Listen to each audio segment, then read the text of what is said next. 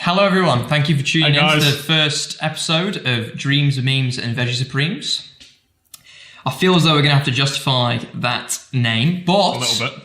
we'll do that after we rate the pizza. Pizza time. So at the start of each of these episodes, obviously we've got a Veggie Supreme. That's a giveaway to why the name is called Dreams, Memes, Veggie Supremes. But we'll rate the pizza at the start. So this is a Domino's spicy veg trio With the vegan cheese. with the vegan cheese. Yeah. So let's do it. All right. Might need to skip some of this, but Yeah. Well, it's pretty solid. it's a solid baseline, I reckon, for future pizzas to contend against. We've got a lot of pizza to get through in Adelaide. Rating out of 10. I'm going to give it a solid 8 for Ben. Ooh, I'd give it a 7. 7. Yeah, I reckon 7. What do you reckon the best bit about it was? I do like that vegan cheese. Oh yeah, it's think- the best bit. The vegan cheese is one of the better parts. They've nailed it. Oh, they've nailed it. What do you reckon be improved? The selection of veggies on it is Yeah. a bit. Yeah. I wouldn't say it's quite a veggie supreme. Yeah, I mean, it's just... I mean, really, there are no vegetables on it, if you think about it. I mean, onion and tomato go on. That's just kind of like a baseline. Yeah, You've got to so have it's it just on. spinach. So it's pretty much just spinach. But no, very good. Good job, Domino's. You worked hard on that vegan cheese. So a lot of you might have even been attracted here by the title to this video, because it is quite unique and it's quite a funny name. What we think, anyway. We had a good giggle. We had a good giggle. It was actually Jack's idea. Yeah. We came up with the name first and then built the rationale behind it. Always the best thing to do. Start with the title and then work on the framework. Yeah, pretty much. So the dreams aspect comes from the fact that we're going to be speaking about a lot of ideas on this show. So we use it almost as a synonym for ideas. So we're going to be covering a large variety of topics, but at the core mainly is going to be health and well-being, health and well-being.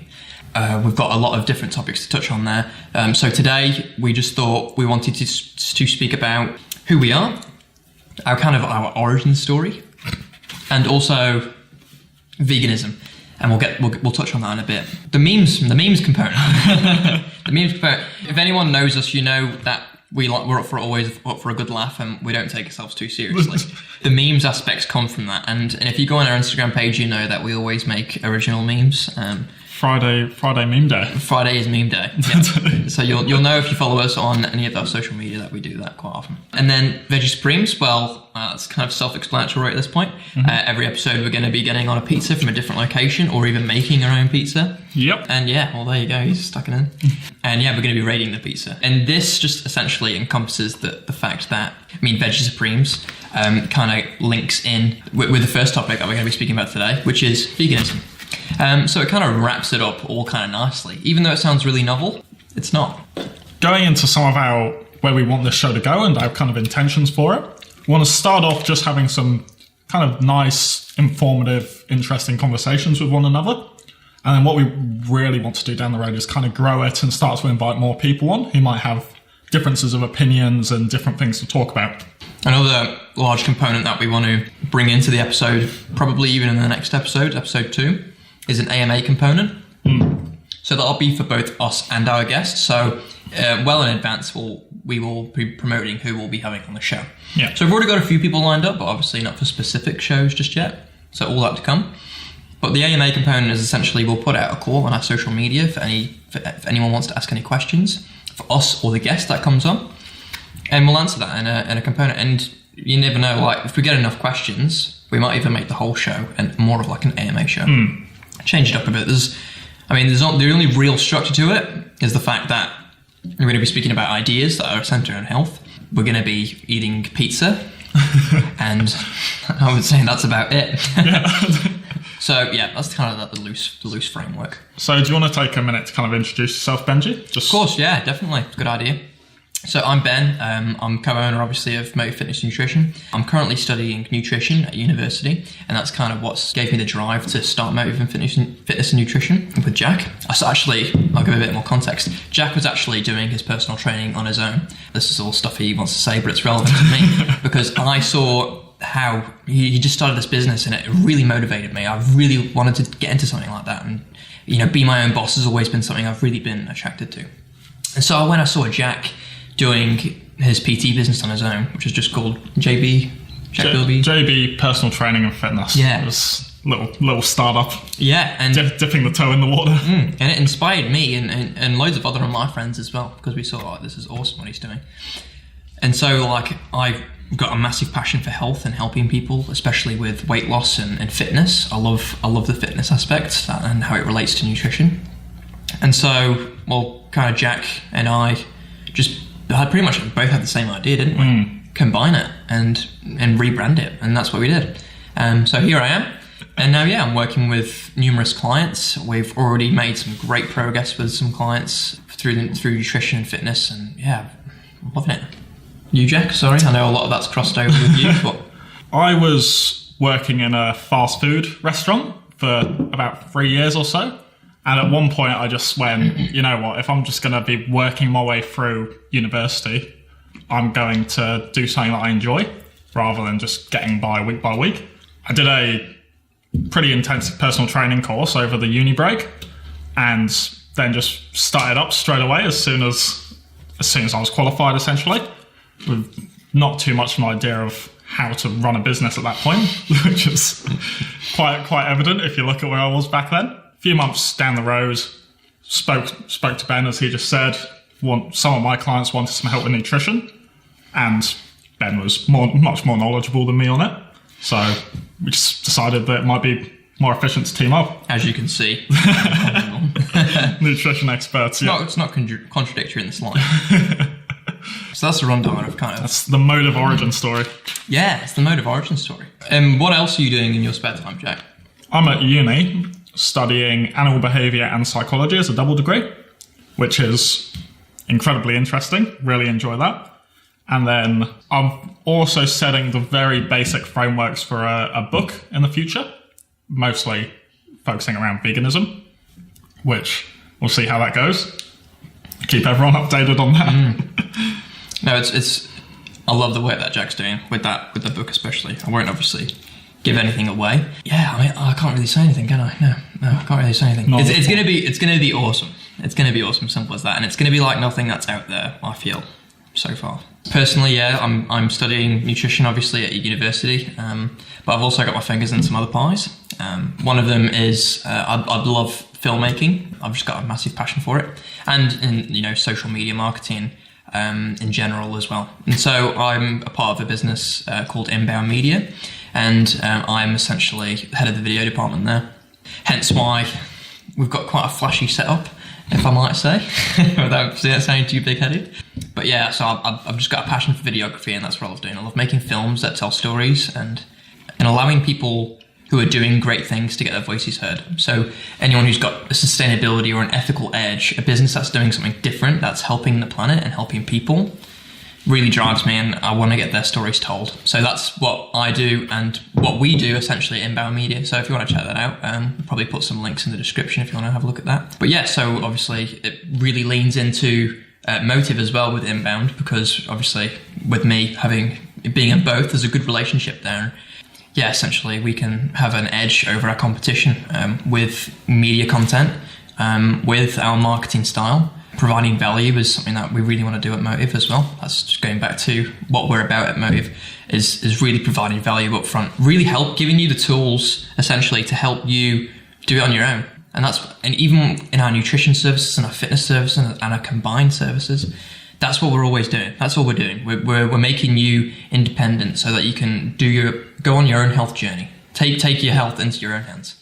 Too many PTs and too many nutritionists and anyone in the health industry, they just want you to be dependent. Yeah, it's horrible to watch sometimes. Oh, it is, yeah. As soon as you get off their training program or stop training with them, you're just left completely pointless. Yeah, definitely. So that's one of our big edges. I would say that's definitely one of our main goals.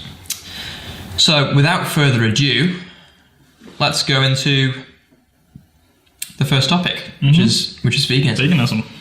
So a lot of people might have clicked off the video by now. As we first said, we're going to be speaking about veganism. Spoiler alert, we both are vegans. We thought we would have told you in the first minute, but we didn't. So essentially we want to speak about the ethical framework of veganism and other arguments that come into it as well. And how essentially breaking the stigma of what people have about veganism. Giving more so a breakdown of veganism than anything else. So for any of you who don't know what veganism is or what a vegan is, we've got the official definition of veganism here. Jack, take it away. Veganism is a way of living which seeks to exclude, as far as is possible and practicable, all forms of exploitation of and cruelty to animals for food, clothing, or for any other purpose. And that's put forward by the Vegan Society, which is the original, the people who coined the term vegan back in 1944. Definitely. And that's a really important definition compared to a lot of other definitions that you might hear. Like... Don't eat animals or their products. Yeah, that's exactly right. That's one of the definitions that you hear.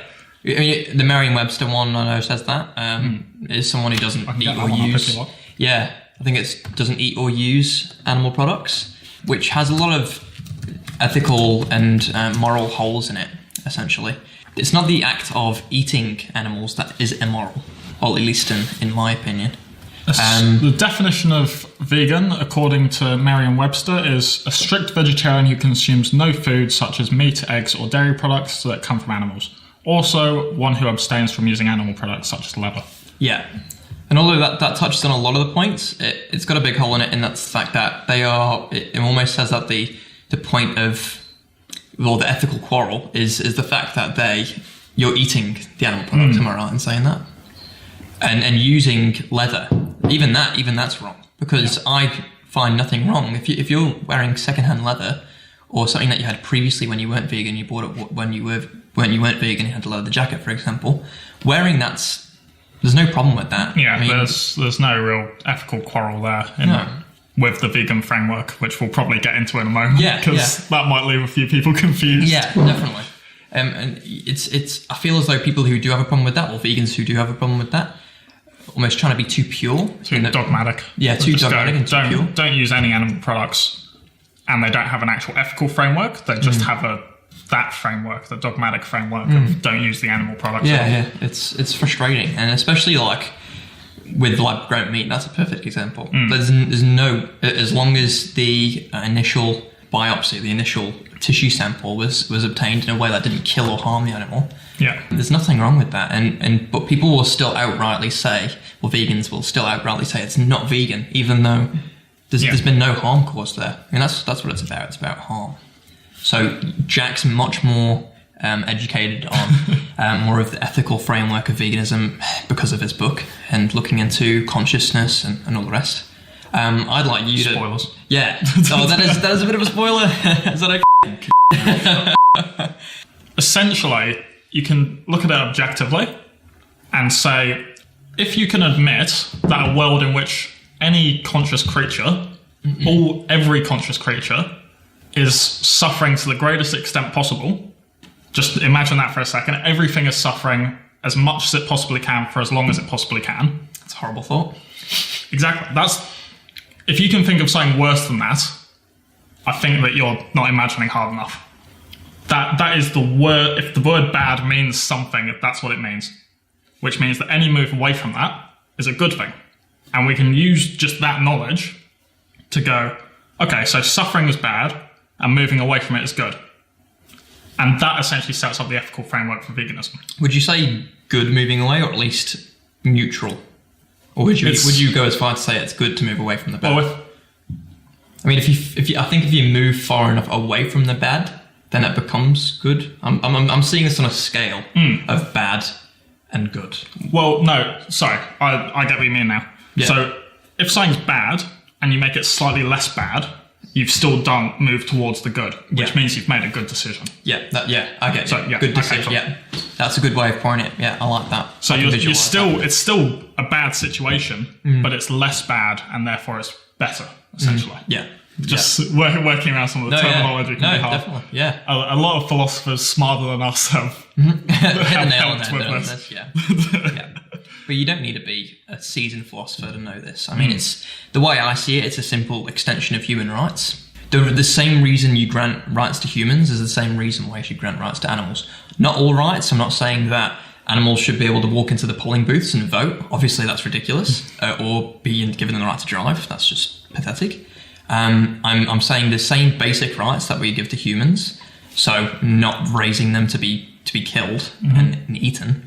I would say the animals should be granted the same rights. And if you don't think so, then there's a good argument called Name the Trait. I think it was first coined by a YouTuber called Ask Yourself. Real name is Isaac Brown. Definitely check out some of his stuff if you're more interested in this. He's a smart dude. He's quite clued up in philosophy. And this is the point he always argues. And it's called Name the Trait. And you've got to essentially find a trait that's present in animals that would justify killing them. That's different from humans. I'm butchering that a bit. I know I am. It's not the official one. Do you mean find a trait that's lacking in animals that humans possess? Yeah, that's it. Yeah. So a lot of people would say, intelligence. Well, just put that into Name the Trait. Put that trait in, and then essentially get a human that's the same intelligence as an animal that you think is okay to kill, and then test it. So if you had a human who was at the level of intelligence of a cow, would you still think that's ethical to kill them? Obviously not. No, it wouldn't be. Another common one is ownership. If you own the animal, are you allowed to kill them? Well, you just extend that. If you own a human, which is obviously a violation of human rights anyway, can you kill that human? No, it's obviously ethically wrong. As is the ownership itself. Yeah, definitely. You can plug any trait into there. I've heard moral agency. There are certain humans who don't have moral agency. Do you think it's okay to kill them? Social contract's a big one. I've been seeing a lot in recent vegan debates, especially on YouTube. But that social contract doesn't justify anything. I've not heard of that one. A social. Do you know what a social contract is? Essentially, it's an unwritten contract that's just kind of accepted in society. Oh yeah. So it is a social contract not to kill other people's pets, right? That would be a pretty clear social contract. Although that is grounded in law. A lot of social contracts are grounded in law. Law is essentially the written version of the social contract, I would say anyway. So yeah, essentially, it kind of links in with your social group. They're not a part of your group. But like if people who want a party group or a party social contract, I can think of numerous examples. One being the Northern Sentinelese people who live on the island in the Indian Ocean. I'm fairly sure. Is that right? They live on an island. They are secluded. They've been secluded since the beginning of time, pretty much, from the rest of society. So they're essentially tribes people just running around on this island. They obviously do not have the same ethical code and moral code that we do in the West, but it would not be moral to go on the island and then kill all of them and butcher them. Of course it wouldn't. It's just barbaric. So putting social contracts into the Name the Trait argument fails yet again. Humans who want a party social contract, you wouldn't treat them the same. And you can essentially test this on your own. If you think of any, if you think of any trait possible, plug it in, and you'll find that it just leads to absurdities. Just quickly hopping back to what I was saying about the conscious well-being before and the suffering. At this point, we fairly clearly know that most, if not all, vertebrates are conscious. So that includes virtually everything we use for food. So fish, cows, pigs, all the mammals, birds, and so on. And we also know that a number of invertebrates are probably conscious, such as octopus and stuff like that. So there's not really an argument for saying, oh, well, they're less intelligent or anything like that, because they still possess the capability to suffer, feel pain, and so on, which puts them in the worst possible situation. Definitely. And decreasing their suffering increases the wellness. That's probably the best objective argument that you can make for veganism. Just that any move away from animal suffering increases the well-being objectively of everything. So it's objectively a good decision to make. Yeah, definitely. I think a lot of people would push back there, and I know like the likes of Sam Harris, who we're both fans of. He would argue that the net positivity of keeping those animals, like giving them a good life essentially, and then ending it short would be a net positive thing. What would you say to someone like him? So, for example, Sam admits that factory farming is horrific. He straight up says that there is no justification for it. I would say pretty much everyone says that. It's funny because even though 99% of like the meat we consume, the animal products we consume, is from factory farm conditions. Yeah, so it's fascinating. So a lot of smart people will say, oh, but a free range had a really lovely life and then is killed for its meat. Then because it had such a positive life, that overcomes any kind of negativity. But you can use the name the trait thing again. The only reason that killing something is right is if it's in self-defense or out of mercy. If someone's in a lot of pain and suffering, then it can be argued okay to kill them. And if something's coming at you, say a bear is running at you, you're not going to be thinking, oh, my vegan ethics prevent me from fighting back or anything like that. Yeah, definitely. If an animal has had a happy life and you're not preventing future suffering or anything like that when you're killing it, if you take that to a human case, that would be murder. I'm not going to use murder because that's specifically in the case of humans, but it's the equivalent ethically. Yeah, I mean, if you say murder in the context of animals, you know exactly what you're talking about. I know it's got an anthropocentric. It's an anthropocentric word, so it's relating to humans. But if you say murder animals, people know exactly what you mean. Yeah, it is a bit of wordplay, but it's still. It tugs on the heartstrings, I think, a bit more, which is why I don't like using it. I like just going coldly. Yeah, kill logic. Yeah, you're killing an animal, and you can't justify it really. If you're worried about the animal's positive well-being, then it would be allowed to continue on. Whereas in the case of a factory farm, which we've already said are indefensible, killing an animal in them may be seen as a mercy because they're in great suffering consistently. Yeah, this is what we're speaking about. So yeah, we were speaking about this earlier because I was thinking about it the other day. It's a bit of a paradox. The only way that you can justify killing an animal is excluding self-defense is if it's in a great deal of suffering, say in a factory farm, but you can't defend the act of it being in a factory farm. If an animal is, say, free range with a lovely life, you can't justify killing it. Yeah, because then you're ending a good life. Exactly. And ending its life anyway. I would still argue that even in a factory farm condition, killing that animal is still immoral. It's still unethical because you could easily take the animal outside of that condition and provide it a better life. Although that's a sub point, I would still argue that putting them in that situation in the first place is obviously the most immoral thing. Yeah. If the options are it continuing to live a life of such misery and being killed, it could be argued that the more merciful and ethical thing would be to kill it, which is quite an interesting thought experiment. Yeah, it is. Yeah. We can both agree. The most immoral thing there is prominent in that situation. I mean, I know a lot of people watching probably seen the conditions that they're kept in factory farms. Just a quick Google search or looking at the Animals Australia Facebook page. Gruesome stuff. Yeah, it's horrible. Got some good stats here. Yes, so for each of these episodes we will do for the topic and for the guests that we have on, we will have like researched behind the scenes about what we're actually including. So approximately 56 billion farm animals are killed every year, that's, to put that into perspective, that's 8 times the global human population every year being killed. Approximately 1 trillion fish are killed every year, which that's a number that you need to see all the zeros for to really appreciate. Yeah, but it's it's separate magnitudes, isn't it? I don't think people even can visualize the jump from a million to a billion. Never mind a billion to a trillion. And approximately 100 million lab animals are killed every year. That's a really interesting one. It's quite an interesting one. I was gonna ask you your thoughts on that actually. Lab animals. We haven't spoken too much about ethics about it. Yeah, it's a really hard one. I think one of the big points is the fact that a lot of animal research isn't applicable to humans.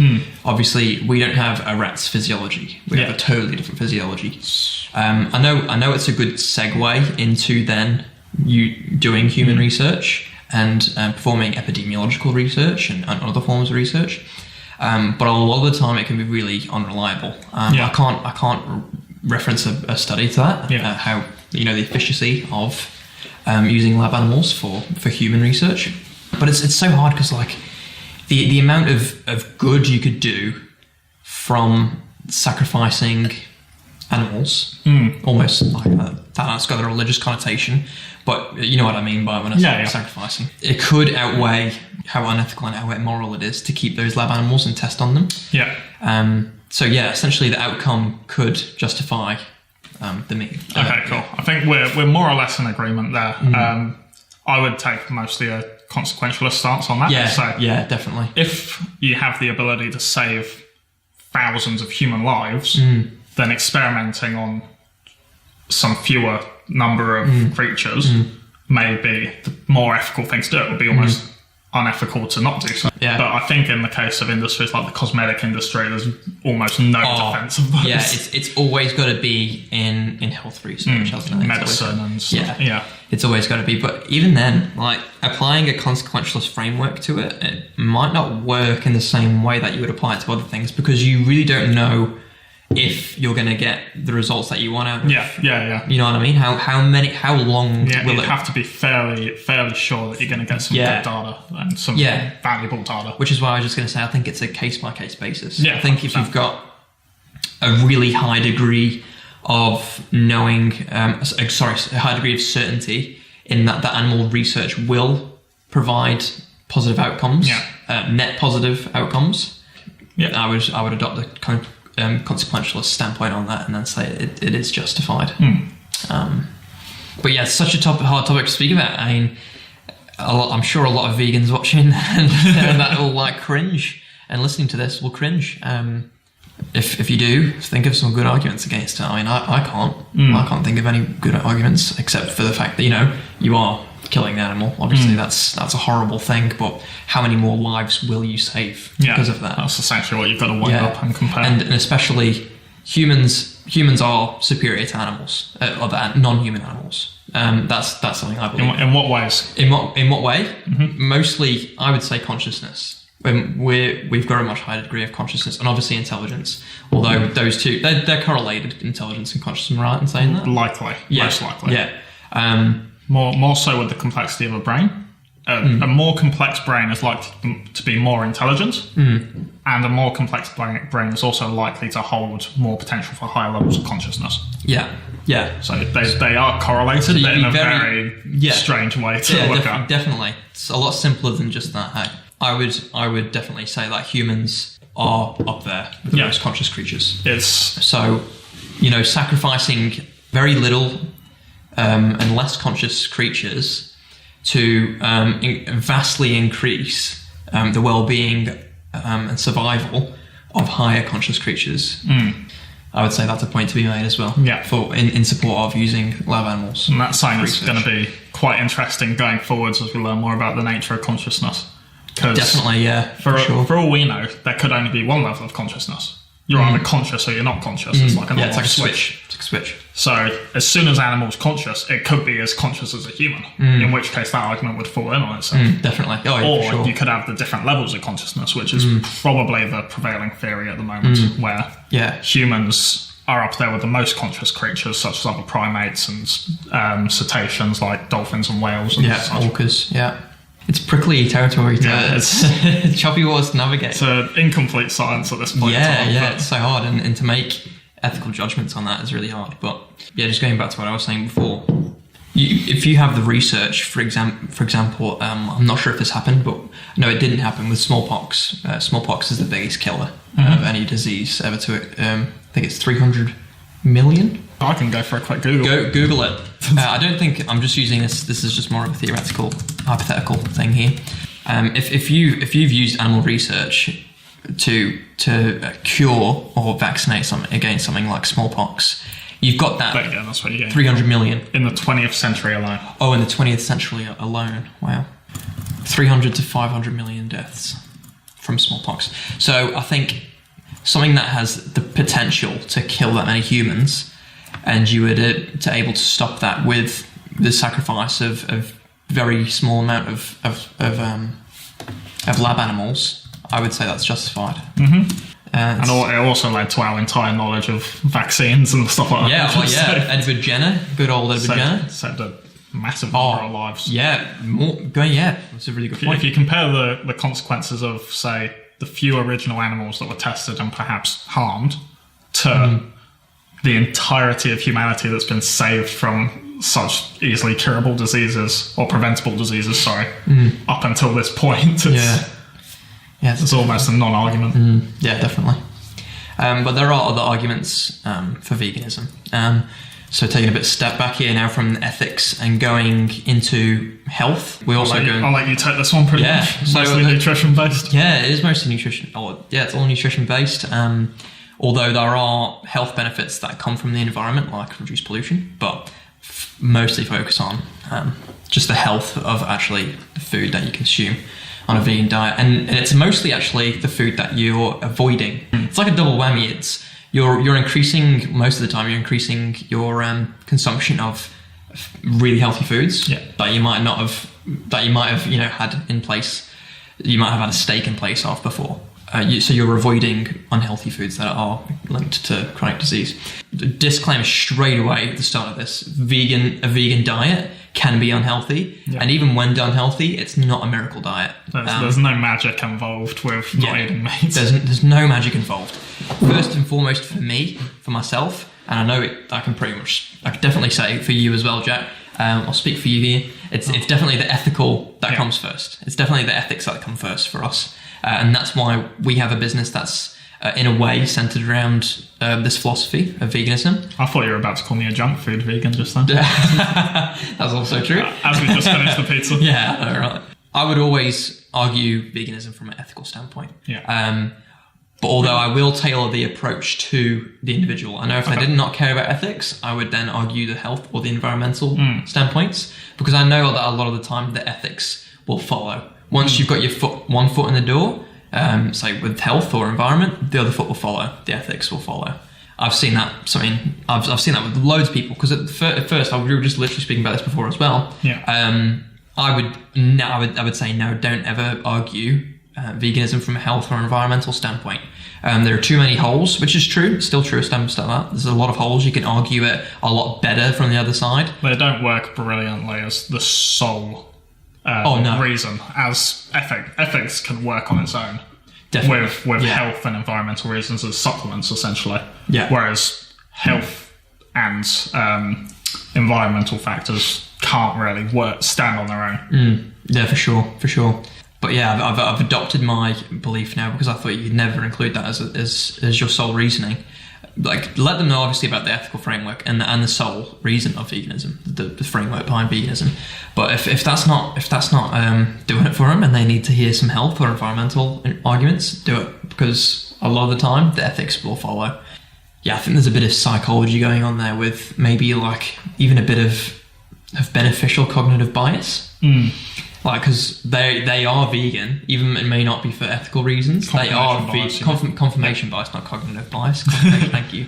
Because they are vegan, even though they're not vegan for ethical reasons, they are vegan. And so when they see things like factory farm footage and all the rest, it's just more effective for them. It's just immediately going, oh, I'm not contributing to that. Yeah. Whereas I previously was there, and then they go, oh, maybe I've made a good ethical decision. Yeah, that's exactly right. Yeah. That's the kind of thinking I think would cascade from someone going vegan for health and environment. But I think that needs to follow. I think you would never stay vegan if your primary sole reasons were health and or environment. We've noticed that a few times, actually. With a few of our friends who originally went vegan around the same time as us, but mostly for health reasons or environmental reasons, and more lacking in the ethical reasons, have since turned back to eating meat, simply because they don't see anything really wrong with it. If they don't really care about their health anymore, why would they stay vegan? Whereas you can't really turn off an ethical framework. You can't just go, oh, I don't care about ethics anymore. I'm just gonna go back to how I was before. Yeah, I would love to know if there's ever someone who's existed, a vegan who's existed, who fully understood the ethical principles and the ethical implications of veganism, and really understood the framework, just like you and I do. I believe we do. And went back to eating meat. I just don't think that would happen. I really just don't think that would happen, unless there was something, I don't know, they were sent to go live with an Inuit tribe, something like that, and they had to. But yet again, that leads into the definition of veganism, which is, you've got to do it if it's practical. The health arguments actually got my foot in the door as well, which is why it was so funny for me. I didn't think that you should focus on the health arguments, even though that's actually how it happened to me. Yeah. I got my foot in the door through the health, and then what followed was the ethics. When you went through your weird hippie stage. Yeah, I went through a very weird hippie stage where pseudoscience was at the centre of my life. Talking about vibrations to me. Yeah, talking about vibrations and raising my vibration to make me more conscious, whatever that means. Yep. There was more. There was a lot more. I don't really want to do it because it's too embarrassing. Maybe I'll do one more. Just give one example. One more. Fluoride in the water. That's something I also believed in. I'm just going to take a sip of water now. Not scared anymore. It was actually a school project that got me out of the fluoride thing, though, specifically. I'm drifting off a bit here, but high fluoride will actually decrease IQ. There's been some research behind that, but the levels that are in water, and it has to be a long-term exposure, and really high. We're talking... just eating a tube of toothpaste a day. Yeah, pretty much, yeah. And, an increased amount will lead to dental fluorosis. But no, I was on another level with it, yeah, so... Like everything, I was on another level with a lot of stuff. But now I have critical thinking and evidence-based advice and recommendations at the core of what I believe in. We've spoken about this all the time. Keep drifting off from the health here, but it links in. Critical thinking, I think that's pretty much all you should learn at school. Obviously, basic maths and English and all the rest. Yeah, definitely. But integrate critical thinking around all of those topics, and even have 50% of what you do at school more just solely critical thinking topics. So how to recognize what's good research, how to research, all the rest. There's so many examples I could use. If you learn that kind of stuff as well, then you could be able to learn more about, say, science and stuff like that. Yeah, and good science as well, not just... Yeah, that's what I mean, because then you can learn about anything. And I think that will happen. I think that change in the education system will happen, and I already have seen it been happening. I mean, we went to a very progressive school in that idea, very science-based, and they had that you do it kind of mentality. And I think we're going to be seeing that a lot more, especially now because we have the internet. Never before has information been so accessible to people and so quickly. You sound like you're an old man. now that we've got the internet, it's not like back in my day. But it's so true. You cannot stop ideas from spreading now. You cannot stop ideas from spreading. For good or for worse. Yeah, but that's going to be a topic for another podcast. We've got to do that because pseudoscience, yet again, that's where critical thinking comes in. To be able to filter out the bullshit from what's real. What's that? The health is what got me into it. So I was obviously going through a stage where I wanted to know what I wanted to do. I did not know. I was going to be an engineer. I was going to be a lawyer, and then I was flip-flopping around. I didn't know about the lawyer. The lawyer? No, you never told me about that. Oh, really? That was before, actually. Before an engineer. Probably before you met me. When I was 13. Oh, okay. But yeah, you're expected to know what you want to do for the rest of your life. Or at least you're told the rest of your life when you're 17. So I chose topics at high school that were all centered around engineering. So I did physics, I did spec maths, I did maths studies, and I did chemistry. Luckily I did the chemistry because that's helped me a lot in my nutrition university education. And that's what got me into the door was the health. I saw that diet-related disease was the number one killer. Type 2 diabetes, cardiovascular disease and cancer, they're all at the top. And that shocked me. I was like, wow, these are all preventable diseases through diet. I can do something about this. And so I just went down a rabbit hole and I found that a vegan diet was beneficial for the top 3 killers. Cancer to a lesser extent, but still plays a pretty big preventative role, especially in epidemiological research. Yeah. Epidemiological just being population-based observation studies. So there is actually data other than epidemiological evidence that does show that a vegan diet as an intervention can help, especially with diabetes research. I'm pretty sure Dean Ornish has done most of that research, and also with cardiovascular disease and heart disease. Dr. Corbel Esselstyn has done some amazing research, and he's actually found a way to reverse coronary artery disease. And that was through using a vegan diet and I believe a rigorous fitness regime. He actually reversed coronary artery disease. And that's the only diet and lifestyle intervention that's ever shown that. Yeah. So that's pretty impressive. And that's mainly because of the reduction of consumption in saturated fat. Cholesterol, although the research around that is a bit muddy. Definitely saturated fat though, which is mainly found in animal products. Also your coconut and your palm oil. So be careful of that. It's still limited, but we are seeing some research about coconut and palm oil actually. It's a bit different because it's mainly composed of medium chain triglycerides, which is different from the saturated fats in animal. Anyway, I'm blabbering. Big words. big words. But yeah, so lots of nutrition jargon. Yeah. The jury's still out on coconut oil and palm oil. Yeah. No scientific consensus on that yet. But yeah, essentially the benefits are there with cardiovascular disease and diabetes, and especially and cancer to a certain extent as well. Yeah. With prevention. Yeah. So it's fascinating. So with our clients, for example, massive benefits with weight loss as well. Just from our anecdotal evidence as well. But that's yet again present in the medical literature. Reducing BMI through a vegan diet is very significant. It's a very significant reduction. And so yeah, that's something we really bank on with our clients. I mean, we had our client Evan, good lad. If you're watching, Evan, hello to you. Hi, Evan. He lost 20 kilos in, was it 8 weeks? Maybe 10? Maybe 10 a weeks? bit more, yeah. Yeah, so 2 kilos a week it was around, I remember. Yeah, and he got sub 100, which was a big goal for him, and he's still chugging along, he's still doing great, so good on you, Evan. Just a little anecdote there. I won't touch on that any longer, because we're getting a bit on with time. Push for time. We'll just quickly touch on environmental factors. Yeah, so just a few of the environmental arguments for veganism. Most of these revolve around the dietary needs and the spatial needs of livestock, particularly cattle. Cattle require a lot of space in order to live, and the alternative to that is a factory farm, which we've already said isn't ideal. Yeah. So you either go down the incredibly ethically negative pathway of the factory farm, or you go for the environmentally costly route of the free range, which we've already said it's unethical to kill anyway. So I've just got a few little stats here, which are quite interesting to know. Animal agriculture is responsible for 18% of greenhouse gas emissions, which is more than the entirety of the combined exhaust from all transportation. So that's which boats, is 13%. planes, trains, everything. Is that the source from the UN? Yeah, that's the UN source. So very credible. So 5% of water consumed in the US is by private homes, whereas 55% of water consumed in the US is for animal agriculture. So 11 times the amount used in all the private homes in the US is used for animal agriculture. So that's water that goes into the crops for them, for the grain. That's water that goes into actually feeding them, processing them. Yes, there's so much involved.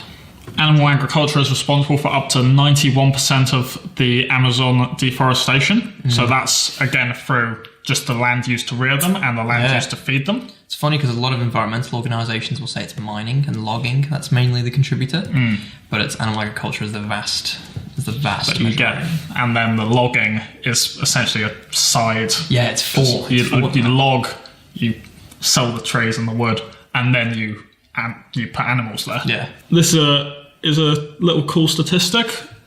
A person who follows a vegan diet produces the equivalent of 50% less carbon dioxide, uses 1/11 of the oil, 1/13 of the water, and 1/18 of the land compared to a meat lover for their food. So that's essentially just talking about how much of a lower cost it is to eat plants, essentially, and grow plants over meat. So when people say you can't make a difference, just you doing it, although it's mainly the group that makes a difference, that's a perfect example of how much, just individually, you make a difference every day. And then the last little statistic I've got is that a farm with 2,500 dairy cows produces the same amount of waste as a city of 411,000 people, which is a big difference.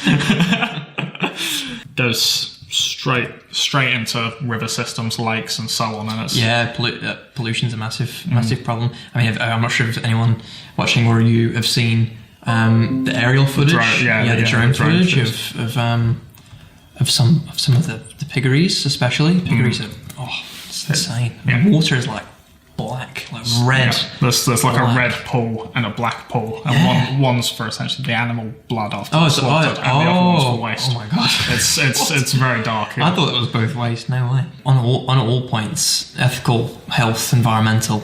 It's such an amazing thing to do. Like you said before that the biggest difference that one person can make to any of those factors, to their own health, to the environment, and for their own ethical, essentially. Just feeling good about yourself. Yeah, more or less. Yeah. The best thing you can possibly do with the smallest amount of effort is just become a vegan. I mean, rather than reaching over for the cow's milk, just literally move to the right and get some soy milk. It's like choices like that. It's so easy, especially with all the new products that are coming out. Like you just bought a plant-based mince today. Like that's it looks exactly like me. It's bizarre. It's scarily similar. They even put it in the meat aisle, and like now where you can just literally just move 5 inches to the right and just pick up a different product. That's the alternative. It's vegan. It's crazy. Although I wouldn't place emphasis on meat replacements and all the rest.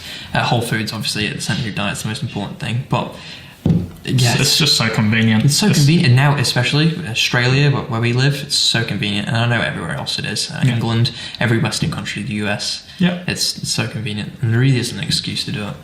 So I think on that note, should we leave it there? We'll wrap it up, eh? All right. Thank you so much for listening. Thanks for listening, guys. So yeah, we'll catch you in the next episode. We're not sure what the topic will be yet, but leave a comment. Yeah, we'll put another call out for questions, but please on this video leave some questions below if you want to hear any. We probably won't get a lot of. We might. I never know. Might surprise. We might get a lot of engagement on our first episode. But hey, we'd love your comments down below, even if it's not for a question. It's unrelated. If you want to grill us in the comment section about me endorsing lab animals, or any questions about the ethical framework at all, I'm always up for a bit of a debate on that. And yeah, even if you want to come on the show via Skype, we can do that too. Please just leave your comment below. Yeah, thank you again for watching or listening if you're listening to this, the audio version. We'll catch you next time. See you guys.